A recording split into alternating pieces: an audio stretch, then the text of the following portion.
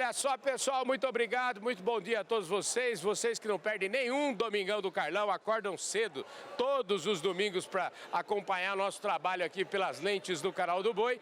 É claro, a gente está gravando esse programa aqui no Bahia Farm Show para passar para vocês num domingo aí que vocês vão estar em casa, tranquilos. Antes de apresentar o meu convidado de hoje, eu queria dizer para vocês, fazer uns agradecimentos paroquiais aqui, agradecer imensamente ao pessoal da Employer. A Employer, que é uma empresa de recursos humanos, entende tudo do RH, como está no slogan que está aqui na minha camisa. É um pessoal que entende tudo de trabalho temporário que dentro do agronegócio é tão importante. Também quero agradecer o pessoal da plataforma Agro Revenda e mandar um abraço para todo o pessoal lá do Bradesco e Clube Agro. Bom, dito isso, é o seguinte, vocês estão vendo que o cenário nosso hoje aqui é simplesmente, no mínimo, inusitado. A gente está aqui, eu e o Marcelino Flores aqui, que é o meu, Marcelino Flores de Oliveira, que é o meu entrevistado deste domingo, que é o empresário, fundador, é lavorista, como eles gostam de falar, é um homem que entende de tudo do agronegócio. A gente está aqui em cima desse Gator, que é um cenário que nós montamos aqui, nós falamos direto aqui da AgroSul, que é a revendedora John Deere aqui da região. Ô Marcelino, eu sei que seu tempo é muito corrido, eu queria te agradecer imensamente por você topar essa conversa com a gente aqui, viu? Obrigado, Carlão. Eu que agradeço também a oportunidade. Pois é, rapaz, é muito bom estar aqui com vocês e a gente está aqui nesse cenário, numa exposição, um show aqui que vocês estão dando dentro desse stand, mas eu acho que nem sempre foi assim. Aqui no Fala Carlão, aqui no Domingão do Carlão, a gente gosta muito de contar as histórias das pessoas. Antes de falar de tudo que vocês fazem hoje, de todas as atividades de vocês, eu queria começar do começo, porque já me identifiquei com você, técnico agrícola, eu também sou, então eu queria que você me falasse um pouquinho, me conte sua história um pouquinho, onde é que você nasceu, me conte aí. Bom, eu nasci... quando eu nasci, o município era São Luís Gonzaga. Uhum. Depois emancipou, passou a ser Bossoroca, no Rio Grande do Sul. Ah, entendi. É um pequeno município no oeste do Rio Grande do Sul. E depois tive a minha vida profissional, estudei em São Luís Gonzaga e me considero um cidadão são-luisense hoje. No lugar que a gente nasceu, a gente pode andar o mundo inteiro, mas a gente gosta sempre de vez em quando voltar lá, né? Ah, sim, a gente sempre volta, quase sempre uma vez por ano a gente está lá, matando a saudade lá do Rio Grande do Sul e dos parentes lá. Pois é, e eu sempre falo o seguinte, quem toma algumas decisões importantes na vida e alguns momentos que são, eu reputo, decisivos na vida, isso pode, às vezes, muitas vezes, transforma a vida. Essa sua decisão, como é que foi tomar essa decisão de vir para cá, jovem? Me conta um pouquinho como é que foi esses primeiros anos. Você saiu do técnico agrícola, parece que você trabalhou em multinacional, como é que foi isso? Sim, eu trabalhei 7 anos na Bayer, lá sediado em São Luís Gonzaga mesmo, atendia 7 municípios ali ao redor, mas sempre tive... Foi uma bela de uma experiência, a Bayer é uma bela empresa, mas sempre tive aquilo comigo que seria uma passagem na minha vida. Entendi. Eu sempre, como sou técnico agrícola, eu sempre tive a minha cabeça voltada para a agricultura, entendi, Carlão. E eu sempre achei que tinha nascido para ser agricultor. E sempre... acabei perseguindo isso até conseguir e por isso estou aqui na Bahia hoje. O importante, né? Eu tenho um amigo que sempre que a gente pode falar sobre esse tema, que diz o seguinte, que quanto mais cedo a gente descobre para que a gente serve, a gente é mais feliz, né? Senão... eu depois que... O que eu descobri para que eu servi, eu já sabia, mas eu não conseguia executar essa coisa porque faltava condições. Hoje eu posso dizer que me sinto um vovô realizado, né? Eu depois que passei a fazer aquilo que gostava, eu quase que não peço nada, eu só agradeço, né? Verdade, que bom.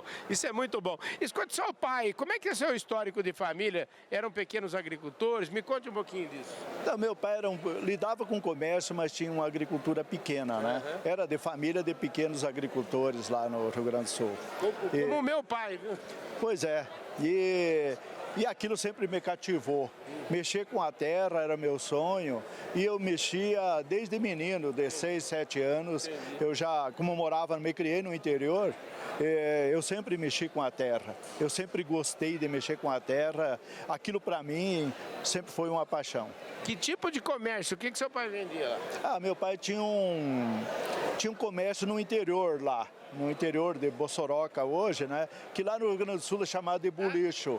É importante a gente falar isso, né? Porque eu aprendi isso lá no Sul. Quando a pessoa do Sul fala que mora no interior, ela está dizendo que mora no sítio, como eu, não na sede do município, não é isso? No interior do município. No interior do município. Meu pai tinha propriedade lá, umas 10 hectares lá. Sim. No interior, e dali plantava cultura de subsistência e tinha o comércio, que lá no interior do Rio Grande do Sul é chamado de bulicho, né? Bulicho? Bulicho, é. Aquele tipo de comércio que vendia gás, medicamento para vaca? Não, naquela época o fogão a gás não existia. Ele vendia muita lenha para a fronteira, madeira para cerca, tecido em metro, querosene em lata. Nossa! Vendia munição, vendia tudo que era coisa, remédio. É o que aqui a gente chamaria, sei lá, dos secos e molhados. Secos e molhados. Secos e molhados. Interessante, viu? E tinha era uma vendinha, tinha um balcão ou era uma coisa... Era uma vendinha lá no interior, uma venda de um tamanho respeitável. Era uma venda mesmo. O meu pai também fazia o que gostava, ele amava aquilo, né? Que maravilha. Como é que é o nome mesmo? Budicho? Bolicho. Bolicho. Bolicho. Olha, anota aí o vocabulário, porque esse nome é interessante. O senhor sabe que com meu pai, eu tenho um livro que está no forno, que chama o Dicionário do Seu Osvaldo. O meu pai chama Osvaldo. E lá no interior, o senhor sabe, tem aquelas palavras que a gente usa, e usa diferente, às vezes muitas palavras que são usadas de uma forma... que tem um significado diferente do trivial. E é muito bonito isso, né? Sim, alternava, bolicho, bodega, aquela coisa toda ali.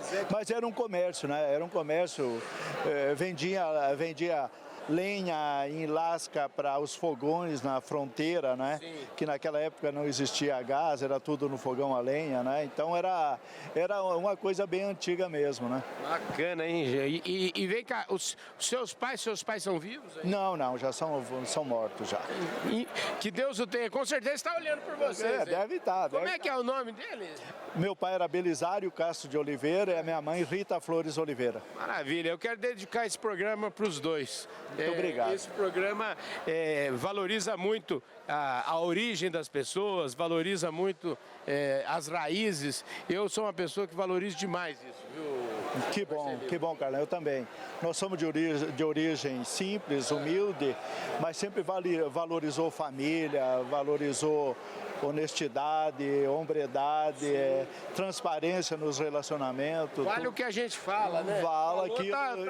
Falou, tá escrito, tá escrito, tem que respeitar. Maravilha, deixa eu te falar, com essa história, quer dizer, você falou assim, o seu pai era vocacionado por comércio e você, como você falou, sempre vocacionado aí para agricultura.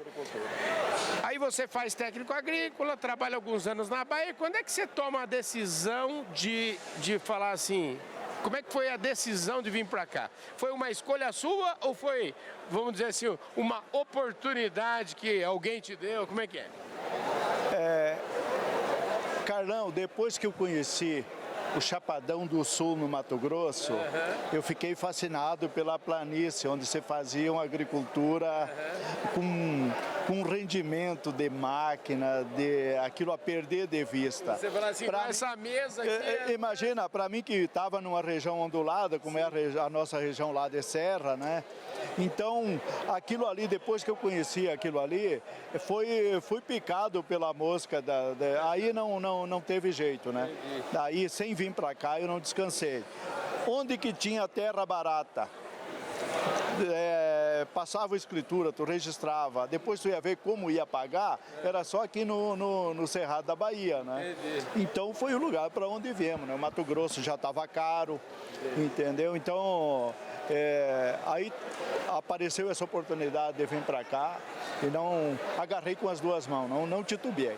Antes da gente continuar nessa conversa, eu queria até que nós não falamos, né? Porque você não é uma família de quantos irmãos? 5 irmãos, 2 irmãs e 3 irmãos. Maravilha. Escuta aí, os irmãos aí. Tem um irmão seu que está metido nessa conversa aqui, não tem não? Tá. Como é que ele chama? Omiro Flores de Oliveira. Omiro Flores de Oliveira. Popular Chico, né? Popular Chico. Em 87 ele veio... Eu cheguei em 84 aqui na Bahia, em 87 ele veio trabalhar comigo e meu irmão mais velho. Meu irmão mais velho, Luiz Flores. Ah, o Luiz Flores. O Luiz Flores é o seguinte, o Luiz Flores tem uma participação nessa sua história de vir para cá. Como é que foi essa participação? Tem. Foi ele que veio a primeira vez, olhou aqui e me disse, Marcelino, dá para trocar 1000 hectares por um meu carro pelo Passat. Ele tinha vindo num Passat aqui. Dá para trocar 1000 hectares por um Passat. O que tu acha? Se eu comprar, tu vem tocar para nós? E eu disse, eu vou. A minha mulher estava próxima, se assustou, não é isso? Eu estava no telefone, né? Se assustou, mas tu é louco, como é que nós vamos largar tudo aqui e ir para a Bahia? Não, eu vou. Pode fechar o negócio aí que eu vou. Escuta, eu gosto de nominar as pessoas. Como é que chama a sua mulher? Sônia Martins de Oliveira. Você está casado com ela então ainda? Há 47 anos. É Sônia?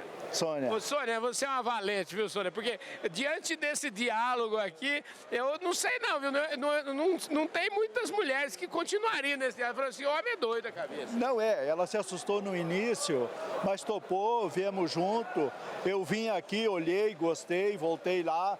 Quando vim para mudar dali, ainda fiquei sozinho aqui uns 40 dias e depois fui buscar a família, né? Entendi. A mulher e 2 filhos. Que maravilha, gente. São essas histórias que eu gosto de contar aqui no Domingão do Carlão. História de gente valente, de gente que faz acontecer. Eu diria de gente que não tem muito planejamento nessa história aí, não. Tem coragem, né? Nenhum planejamento, né? Chegamos, nós ficamos aqui, a água era carregada numa pipa, as primeiras 40 quilômetros de distância, né?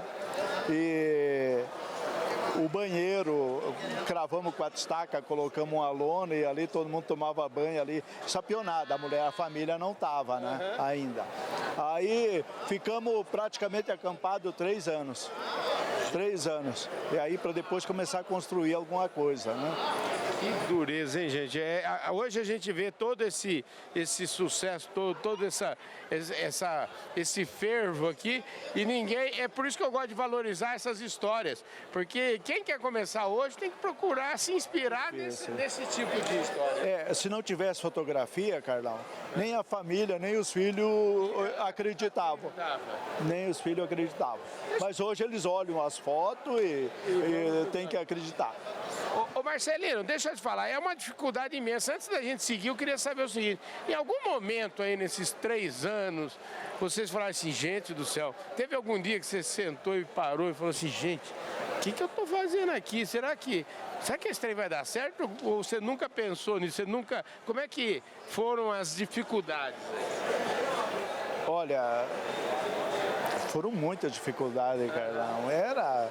Faltava dinheiro para o diesel, faltava para calcário. Sem calcário tu não podia pensar fazer nada na terra, não é?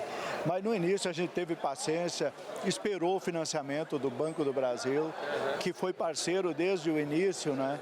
Porque as terras, mesmo para hipoteca, as terras eram muito baratas. Então a garantia muito pouco, entendeu? Mas sempre o Banco do Brasil sempre foi parceiro, sempre financiou e a gente não parou. Mas que eu fico imaginando, tem hora que deve ter sido assim, de sentar e chorar, né? Imagina. Tu com pouco dinheiro, com a família, casa alugada, a família veio e morava em Barreiras, né? E Os peão que a gente trouxe não ficaram, foram embora. Aí desistiram, acharam que não tinha futuro, que era um areal muito bravo, que aquilo ali ia virar deserto, né? Então, olha, eu vou te contar. Em palavras aqui é difícil de mostrar. Olha, e o senhor tem a foto desse... Tenho foto. Eu vou querer que o senhor mande umas fotos dessas. Não, mando sim. Quero ilustrar, igual a hora que a gente estiver falando aqui, eu quero passar as fotos. Mando sim. Porque é incrível isso, essa transformação. Veio pra cá. Hoje, o seu irmão, esse que o senhor, em algum momento, ele falou assim, eu não quero mais essa fazenda aí, como é que foi isso? Sim. Em 87, quando o Chico veio trabalhar comigo aqui, ele chegou e disse, eu vim para te vender minha parte, que na verdade ele nunca veio morar para cá, né? Sempre ficou lá. Aí eu vim para te vender minha parte, se tu não me comprou, eu vendo pro vizinho. Tá? Aí acabei comprando dele, né? Comprei a metade da área dele, já não era mais 1.000 hectares. Já era 3.000 hectares. Entendi. E aí comprei a metade dele e era a primeira safra cheia que nós estávamos fazendo. Entendi. Mas ele olhou, subiu na máquina, mas estava decidido vender e não queria mais saber da Bahia. E hoje ele está lá em... Hoje ele está lá em São Luís Gonzaga. Olha só, gente, que mundo bacana. E vem cá, e um dia você ligou pro Chico e falou, Chico, vem pra cá que eu tô precisando de você. Ele veio, como é que foi essa história aí? Não, quando o irmão veio para me vender, o Chico já veio para começar a trabalhar. Você já tinha contratado ele? Já estava tudo acertado.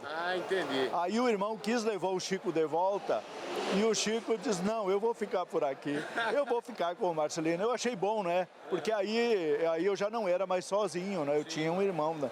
Tinha um membro da família mais comigo aqui. Nessa altura era assim, era um companheiro que precisava... Era um companheiro para lutar junto. Maravilha. Isso foi que ano? 1987. O Chico trabalhou com vocês, quando é que o Chico... 2 anos e meio o Chico ficou na fazenda trabalhando comigo. Entendi. Aí quando eu comprei a revenda, que era SLC John Deere, aí o Chico veio para tocar, né? Que ano que foi essa compra da revenda aí? Foi 89 por aí. 89. Quer dizer, 89 você falou, aí da mesma forma que você teve uma oportunidade de comprar uma revenda aqui e você falou, você deve ter pensado no seu pai, falou assim, vou ser comerciante de... Não, eu comprei exatamente porque o Chico assumiu que ia tocar, senão não teria comprado. Não teria comprado. Eu estava fazendo aquilo que eu gostava e eu estava bem lá. Entendi. E aí comprou, o Chico, eu falou, Chico, eu só compro, mais ou menos como o seu irmão falou para você, eu só compro a fazenda se você vir. Só compra revenda se tu vir tocar, Chico. Mas ele brilhou os olhos, não, pode comprar que eu toco. Pois gente, e aí tá. E quando a gente fala em revenda, isso se transformou na AgroSul, que é a revendedora John Deere, onde a gente está gravando esse Domingão do Carlão aqui. A revenda hoje, que tamanho que vocês estão aqui? Nós temos 8 lojas, né? 8 lojas? Somos exclusivo Bahia e Piauí. Entendi. Nós estamos colocados entre as maiores do Brasil, né? Sim. E aqui vocês estão numa... E hoje é muito interessante, né? Para quem viu, como você viu, o areal aí que você está falando, e a gente vê o que isso se transformou, hein? Sim. Uma região com a tecnologia de ponta em agricultura, né? Na verdade, o solo de cerrado aqui na Bahia é muito fraco, né? Então é um suporte. O resto tu tem que fazer, né? E vocês fizeram essa lição de casa? Nós fizemos, nós vemos aprendendo lá de baixo, né? Hoje, a agricultura você nunca parou, né? Quer dizer, com você mesmo o seu negócio você faz questão de dizer, eu sou agricultor, né? Eu sou agricultor, com muito orgulho, nossa, me sinto realizado fazendo aquilo que gosto. E hoje, qual que é o tamanho da área de vocês aqui? Quantos que vocês plantam, quais as culturas que vocês trabalham aqui? Eu planto 32.600 hectares, dividido entre soja principal, né, 20.000 hectares, e 10.000 de algodão e 2.600 de milho. Uau! Isso tudo precisa ter agora sim, né? Porque agora a gente falou lá no começo, não foi sem planejamento, mas tudo hoje em dia, um tamanho de área desse, precisa ter muito planejamento. E aí eu queria entender um pouquinho qual que é a contribuição de cada elo aí, por exemplo, uma revenda como a AgroSul, um equipamento como o John Deere, precisa estar muito alinhado para poder dar conta. Imagino que a janela de plantio são curtas. Como é que é tudo isso aqui nessa região? Carlão, a agricultura aqui no oeste da Bahia, tu tem que estar com equipamento sobrando. Entendi. Equipamento de plantio, equipamento de tratos culturais, como esses pulverizadores aí, tu tem que ter sobrando. A gente tem avião agrícola e colheitadeiras. As janelas são curtas. Para te perder é muito fácil. Então tu não pode deixar passar a janela de plantio, a janela de colheita. Tudo isso é planejado de acordo com a área, né? E isso, eu fico imaginando o seguinte, só para dar um exemplo público que está entendendo, para plantar 20 mil hectares de soja, por exemplo, qual é o tempo? Com quanto tempo se planta aí? Hoje aqui a gente planta de 20 a 30 dias. E não tem conversa, é de 20 a 30 Não tem dias. conversa, tem plantadeira. Hoje temos plantadeira que planta mais de 300 hectares no dia. É planejamento, né? Isso é maravilhoso ver essa agricultura, né? Sem dúvida, sem dúvida. Muito tecnificado, né? Agricultura de precisão, aplicação de calcário, gesso, os fertilizantes, quase tudo em taxa variável. Aplica conforme a necessidade do talhão, da área, é feito um mapeamento antes. É tudo hoje a tecnologia que nós trabalhamos é inspirador. Como é que é o senhor que eu falo assim, a gente é meio privilegiado, eu me considero privilegiado, porque sou de um tempo, eu sou da época do Telex, eu vi o Telex, eu vi o fax, vi o celular começando, depois vi o digital, essa transformação. A gente estava acostumado com o fogão de lenha, né? Sim. E como é que é essa transformação, o senhor olhando assim em perspectiva, lá para trás, um dia o senhor poderia imaginar que o senhor ia fazer que ia ter uma plantadeira que ia fazer 300 hectares por dia? Como é que é? O senhor já imaginava isso tudo? É muito difícil, né, Paulão? Porque a gente começou com plantadeira EGAN, 9 linhas, os tratores com 70, 80 cavalos de potência, colhedeira sem gabine, muito difícil. Trator CBT a gente tinha também, né? Então, difícil de calcular. Sabia que a coisa ia evoluir, sim, mas não esperava que fosse tanto assim, né? Hoje... E sabia que precisava evoluir. Agora, hoje, o Paulo Hermann fala sempre para mim, falou, Carlão, se a agricultura fosse um campeonato de Fórmula 1, ele fala assim, Carlão, a gente só está na volta de aquecimento dos pneus da primeira corrida. Então, e olha que já evoluímos tanto, né? Então, o que mais que está por vir aí, o senhor que é um espectador, vamos dizer assim, privilegiado disso? Eu acho que a hora que nós tiver internet no campo, confiável, eu acho que revoluciona bastante, né? 5G, eu acho que vai chegar o ponto das máquinas serem autônomas, né? Estou planejado dentro de casa e as máquinas ir para o campo sozinho. Mas vai ter muita coisa. Uma evolução também que a gente não pode deixar de falar, Carlão, é a evolução das variedades dos cultivares, né? Você falava, quando nós começamos aqui na Bahia, colher 40 sacos de soja era um sonho, né? E hoje não paga a conta.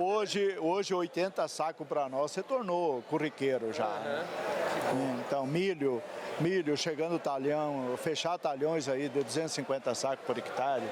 Entende? Algodão, já teve ano de eu fazer média de 420 arroba de algodão em toda a área, né? Então foi tudo a evolução das variedades, a tecnologia, a pesquisa, Isso aí, sem isso, acho que não seria tudo isso que tu tá vendo aí. Pois é, aqui a gente está vendo, o senhor é uma testemunha de que acho que tudo que o senhor conquistou na vida, o senhor deve, vamos dizer assim, à agricultura, né? E deve a esse... Eu diria o seguinte, que três coisas que eu sempre falo, a agricultura brasileira, eu acho que ela é fruto de ciência, ela é fruto de tecnologia, mas, sobretudo, ela é fruto do empreendedorismo do produtor, não é não? Sem dúvida, eu acho que aquele trabalho pertinente, aquela resiliência de um ano não vai tão bem, mas tu sabe que no outro ano tu tem novamente, tem aquele desafio, isso aí torna a agricultura e é o pilar que sustenta todo o nosso negócio, a agricultura. Aqui, vocês também trabalham com irrigação? Aqui, Trabalho com irrigação. Eu tenho as 2.500 hectares irrigados. E é um seguro bom? Como é que o senhor vê a irrigação? É um seguro, mas só água não resolve, né? Tu tem que ter uma terra muito bem equilibrada, tu tem que ter um cuidado muito grande no controle de nematóides, que a área irrigada que tu não tira, ela não alivia o ano todo, né? Então vai ter sempre raiz para alimentar o nematóide. Então tu tem que ter um cuidado muito grande com isso. Que tamanho hoje? Pra gente, nós estamos chegando para os fins, a conversa nossa passa ligeiro demais. Eu queria saber o seguinte, olhando hoje para o tamanho de vocês, como é que é a relação com mão de obra, as pessoas, como é que é isso, essa relação de vocês com a gente que faz, porque eu acredito que no campo tem as máquinas, tem tudo, mas as pessoas são muito importantes, né? Ah, sem dúvida, eu acho que, eu vou te dizer vou ser bem sincero, não temos problema com mão de obra. Tu precisa um piloto de avião, tu precisa um operador, tu precisa um torneiro. Parece que tem sempre alguém esperando ali. A gente tem por lema na vida tratar bem o ser humano. Sim. E aqueles que trabalham, que estão nos dando retorno, estão dedicando parte da vida deles, a gente tem o maior respeito, trata com o maior respeito. Nas fazendas, motorista de caminhão que vai descarregar lá é tratado com respeito, é dado alimentação, é oferecido alimentação para ele, não se cobra nada. A gente trouxe isso desde acampamento, Carlão. Desde quando nós estávamos acampados, chegava um caminhoneiro, chega aí, almoça, dividia e coisa. E até hoje mantém esse respeito pelo trabalhador. Então, mão de obra não é problema para nós. Faz parte da cultura da empresa. Faz parte da cultura da empresa. É proibido tratar mal alguém. Aqui vocês na fazenda, se juntar o grupo de vocês, deve ter muita gente trabalhando aqui. Ah, dá. Só aqui na AgroSul dá perto de 500 pessoas, né? Nas 8 lojas, né? E as fazendas, eu tenho a minha área separada em 8 fazendas, né? Toda tem gerência, tem cantina, tem vigilância, tem tudo que é coisa, tem um número bem expressivo. E a gente tem também 2 beneficiadoras de algodão, né? Então, isso aí praticamente são temporários, em cada uma 60 pessoas, então isso aí no beneficiamento já são 120 pessoas. Maravilha. Gente, o senhor falou temporário, eu quero agradecer mais uma vez o pessoal da Employer. Essa empresa aqui é uma empresa que fornece trabalho temporário, especializada no agronegócio, está há 37 anos fazendo isso, então tem uma reputação muito grande.